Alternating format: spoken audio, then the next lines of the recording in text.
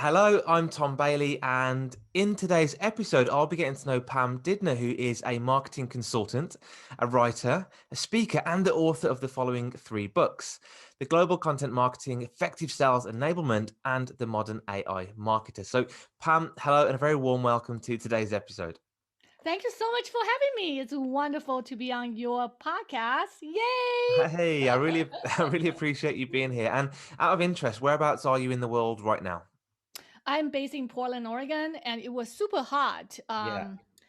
last weekend, and we hit like a 112, 113 Wow. degree, and that was unheard of, Hmm. at least in the Pacific Northwest of the Yeah. US. It tends to be pretty cool. So everybody was like traumatized. But now the weather is back to normal. Thank God. Thank God. Fantastic. Thank you so much. And I just want to share a little bit more about you before we do get started. So, Pam has given future trends, content marketing, and sales enablement presentations in the US, Europe, South America, and in Asia. She also specializes in sales marketing, communications, consulting, and keynote presentations, as well as corporate training and planning. The title for today's episode is How Digital Marketers Can Support Their Sales Teams. And Pam's going to show us how to do that in just under 7 minutes. All right, the All challenge right. accepted. No pressure at all. Question number one is, who are your ideal clients? My ideal clients are B2B marketers in enterprise. And I'm very specific, given that my background was in the corporate world, Hmm. especially in the tech segment. I worked at Intel for about 20 years. Got it. And that is the world I'm very familiar with.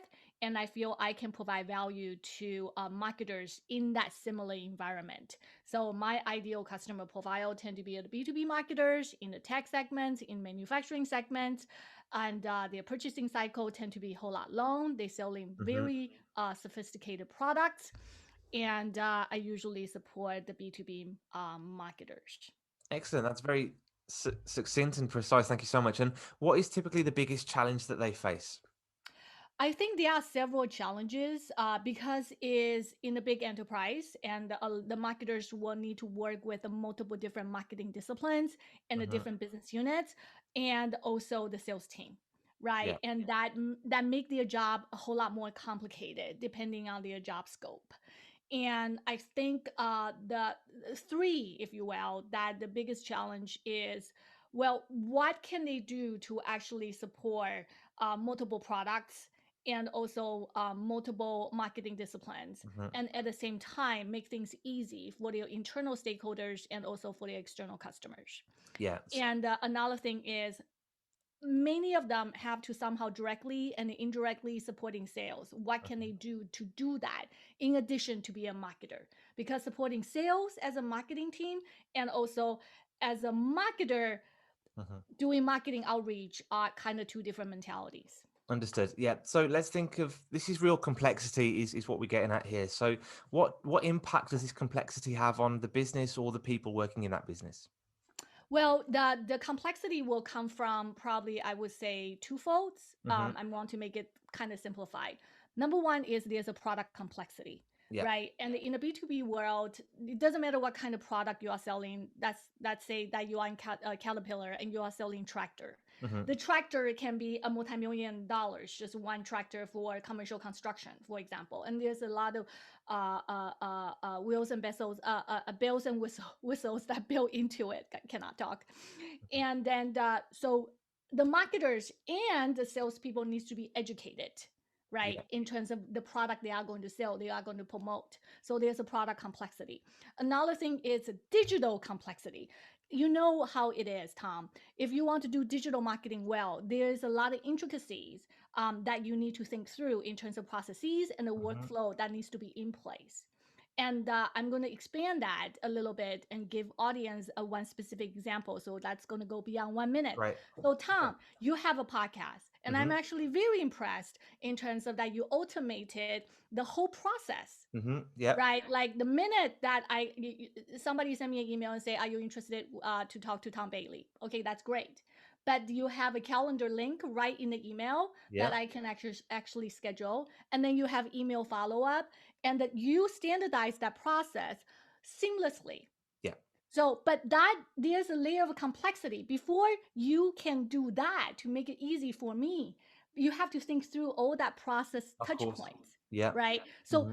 imagine that Mhm. at the enterprise level. Yeah. Yeah.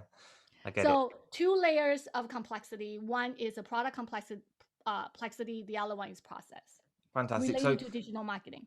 no, I really appreciate that. And I guess when somebody wants help in this space or they want to try and solve this complexity, and where could you direct them online? Have you got somewhere on your website or some resources you can help people with?